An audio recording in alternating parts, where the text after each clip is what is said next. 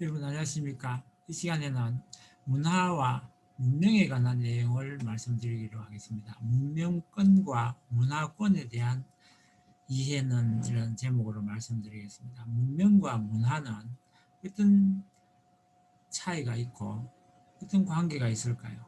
그리고 문화권 형성의 요인과 전망에 대해서 결론 부분에서 말씀을 드리도록 하겠습니다. 문명과 문명 교류사에 대해서 먼저 역사적으로 살펴보면 문명이란 말은 하나의 권력, 즉 문명권을 이루고 생산하고 발전하는 것을 말합니다. 물론 문명 교류사는 이러한 문명들의 역사입니다. 다른 문명 간의 교류를 다루는 학문, 즉 인류 문명을 동과 서라는 문명의 이질성을 상징하는 공간적 대응 속에서 그 교류상을 연구하기 때문에 동과 서에 대한 정확한 개념을 갖는 것이 연구의 순차적 과제가 될 것입니다. 이 부분에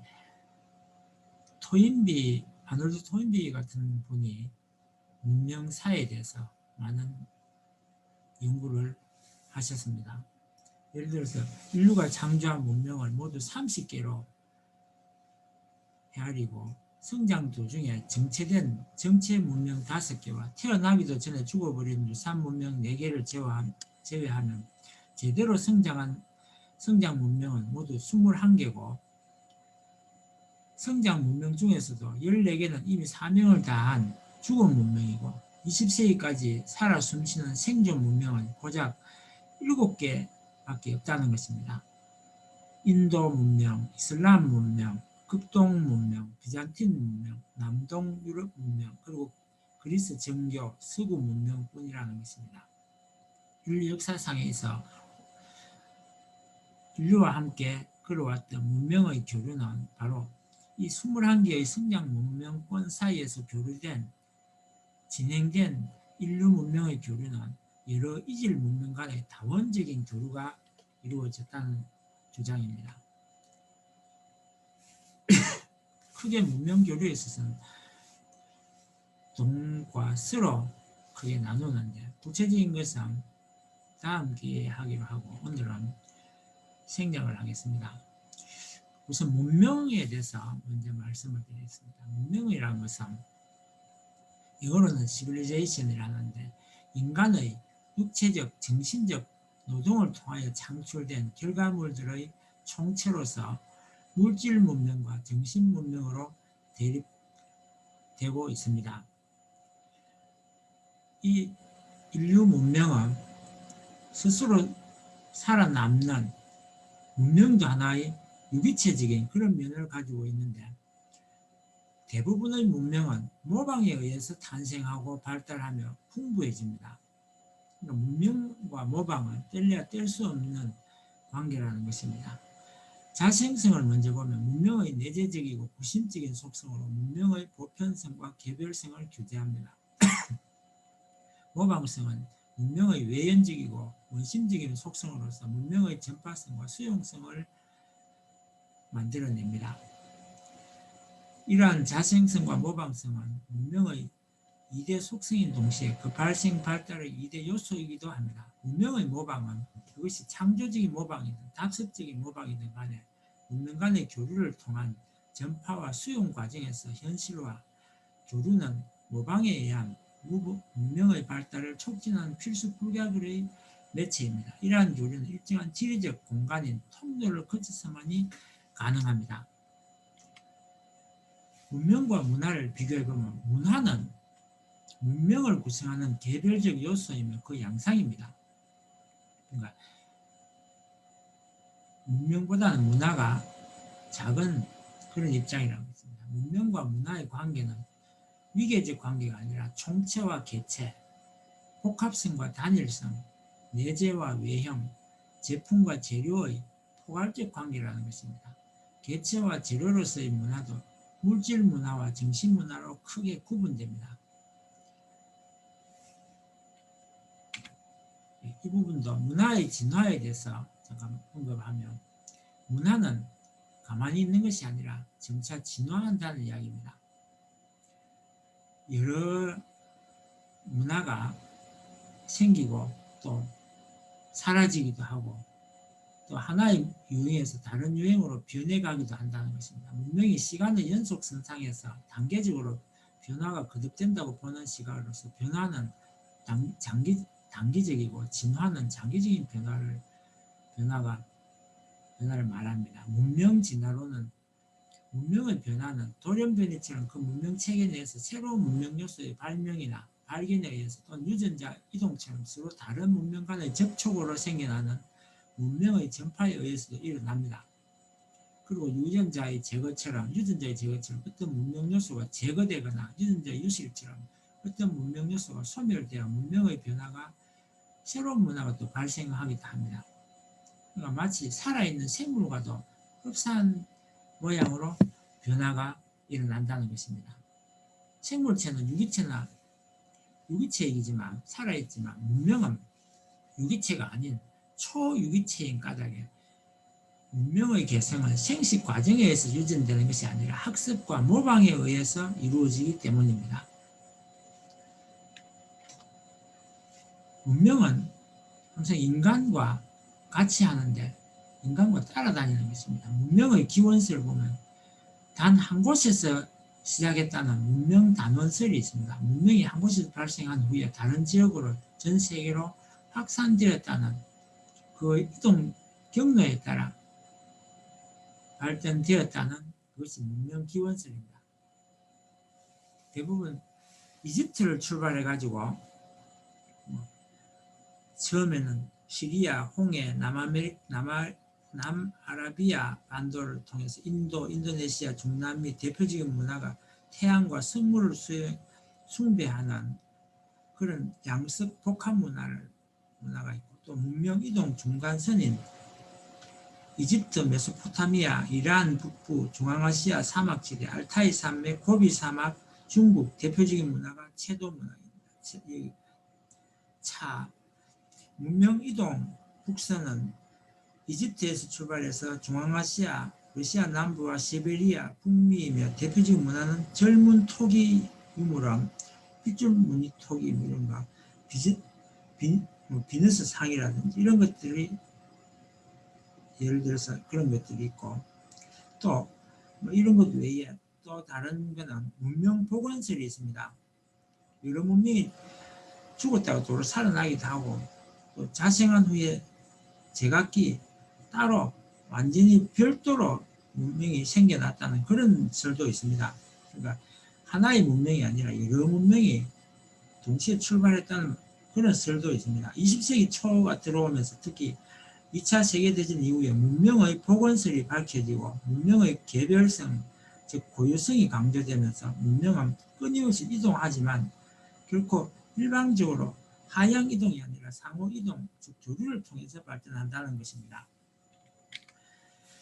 그럼 문명권은 뭐겠습니까? 문명권이라는 것은 문명의 점성이나 전파를 통해 이루어진 공통의 문명 구성 요소들을 공유한 국가나 민족, 지역을 망라하여 형성된 문명의 역사적 또는 지역적 범주를 말합니다. 문명권의 형성 요인은 독특성, 서로 다른 걸 말합니다. 다른 지역 문명과 구별되는 일련의 문명 구성 요소들을 공유하는 것을 말하고 그 지역 내에서만 공유하는 것을 말합니다. 시대성과 지역성을 가지고 있습니다. 일단 시대적으로 장기간 존속해야 하고 문명을 되기 위해서는 지역적으로 한정된 국가나 민족의 범위를 벗어나서 비교적 넓은 지역에 유포되어야 합니다. 그래야 문명권이라 할 수 있는 것입니다. 그리고 살아있어야 합니다. 생명력이 있어서 장기간에 걸쳐서 지역사회 전반에 연속적 영향력을 지속적으로 행사할 수 있어야 문명권이라 할 수 있습니다. 크게 문명권 구분법에는 2분법이 있고 3분법이 있고 5분법이 있는데 2분법에는 동양 문명권이 있고 서양 문명권이 있다는 것입니다. 3분법은 유럽 문명권과 중근동 문명권과 한자 문명권이 있다는 것입니다. 한자 문명권은 한자를 사용하는 중국을 중심한 근처의 문명권을 말합니다. 5분법은 토인비가 제시한 21개의 성장 문명 중에 이미 사라진 14개의 사문명을 제외한 7개의 생존 문명을 5개의 문명권, 즉 서유럽 문명권, 러시아 정교 문명권, 힌두 문명권, 이슬람 문명권, 동아시아 문명권으로 나누는 것을 오분법이라 합니다. 그리고 문명 교류는 본질적으로 서로 다른 문명 간의 교류로서 서로의 다름이야말로 문명 교류의 전제인 동시에 필수적인 요소입니다. 자연 환경이나 인문 환경에 따라 서로 다른 문명을 창출합니다. 동서양 문명의 특징은 서양 문명은 동양 문명에 비해서 절대적이고 동양 문명은 상대적이며 서양 문명은 배타적인 반면에 동양 문명은 포괄적이고 서양 문명은 원심적인 반면에 동양 문명은 구심적이고 서양 문명이 능동적인 데 반해서 동양 문명은 수동적입니다. 서양 문명은 외향적인 데 반해서 동양 문명은 내향적이고 서양 문명은 논리적인 데 비해서 동양 문명은 직관적이고 서양 문명은 분석적인 데 비해서 동양 문명은 종합적이고 서양 문명은 개인적에 비해서 동양 문명은 관계적이라는 것입니다. 그리고 문명 교류가 뭐냐 하면 문명은 자생성과 함께 모방성이라는 고유의 속성을 지니고 있기 때문에 그 개성이나 그 생성이나 발달은 기필코 타 문명과의 교류를 가져오게 되는 것입니다. 문명이 지니고 있는 속성, 근본 속성이 하나의 모방성으로 인해서 불가피하게 이런 것은 진행되는 것입니다. 문명 교류의 당위성을 살펴보면 문명은 모방이라는 근본 속성으로부터 산생되는 전파성과 수용성으로 인해 교류가 불가피하게 일어난다는 것입니다. 문명의 네 가지 특성을 보면 보편성과 개별성과 전파성과 수용성을 가지고 있습니다. 전파 방법은 직접 전파가 있고 또 간접 전파가 있고 또 연속해서 전파하는 게 있고 군데군데 점재되는 것, 우연적이고 소폭적으로 확산되는 것을 전파라고 하는 것입니다. 수용 방법에는 두 가지가 있습니다. 순기능적 수용이 있고 역기능적 수용이 있습니다. 순기능적 수용은 정상적인 전파 과정을 통하여 다른 문명에 자연스럽게 적응되고 합류되는 것을 말합니다. 순기능적 수용에 의한 접촉은 선진 문명의 창조라든가 전통 문명의 풍부화 등 창조적이고 긍정적인 성과를 초래합니다. 역기능적 수용은 비정상적인 전파 과정을 통하여 전파되는데 다른 문명에 억지로 강요하고 또 다른 문명을 해체시키고 태화시키는 등 파괴적인 그야말로 부정적인 악과를 낳습니다. 보통 이러한 악과로 나타나는 것이 두 문명의 접견으로 인해서 피차가 아닌 제3의 문명이 형성되고 또 융화와 일방적인 흡수 등 동화 현상이 일어나게 됩니다.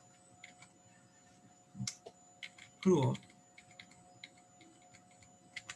문화권의 개념을 보면 지표상에서 문화적으로 동일한 특성을 갖는 지리적 범위를 동질 문화지역 또는 문화권이라고 합니다. 문화권을 결정하는 중요한 문화 요소로는 인종, 언어, 종교 등이 있습니다. 문화권의 종류에는 동양 문화권이 있고 또 근조 문화권이 있고 사막 지방을 말하는 겁니다.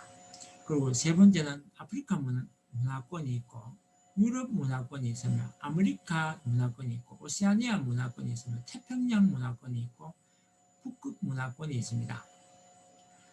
마지막으로 문명권과 문화권의 형성 요인과 전망에 대해서 말씀드리겠습니다. 모방에 의해 문화권이 형성된다고 말씀을 드렸습니다. 모방과 학습은 문명권과 문화권의 기본 요소인 것입니다. 과거에는 지리적인 요인으로 인해서 문화권의 형성이 한계가 있어서 대륙별로 다른 문화권이 형성되었지만 지금은 이동수단의 발달, 즉 교통통신이 발달하고 그 중에서 특히 인터넷 기술의 발달 때문에 지구 전체가 하나의 문화로 단일화되는 과정에 있습니다. 이러한 현상은 미래에도 여전히 진행될 것이기 때문에 그것이 결국 획일적이고 단조로운 문화권으로 퇴보하는지도 모르겠습니다. 그야말로 문화권 사이의 특색이 없어지고 결국은 하나의 문화권으로 통일될 수도 있겠다는 것입니다. 그러나 그것이 긍정적으로, 창조적으로, 발전적으로 되면 좋은데 반대로 퇴보하게 될까봐 그것이 걱정입니다. 문명과 문화의 배경에, 역사의 배경에 어떤 조정하는 제3의 힘이 있는 것처럼 문명과 문화권의 형성 요인과 흐름을 보면 그 배후에 뭔가 역동적으로 살아있는 뭔가 간섭하는 요소가 있다고 보는 것입니다. 그래서 그런 흐름을 볼 때 그 역동적인 힘이 없으면 도저히 이해되지 않는 그런 문화와 문명의 흐름이 발견되고 있다는 것을 마지막으로 말씀드리면서 제 이야기를 이것으로 마치겠습니다. 감사합니다.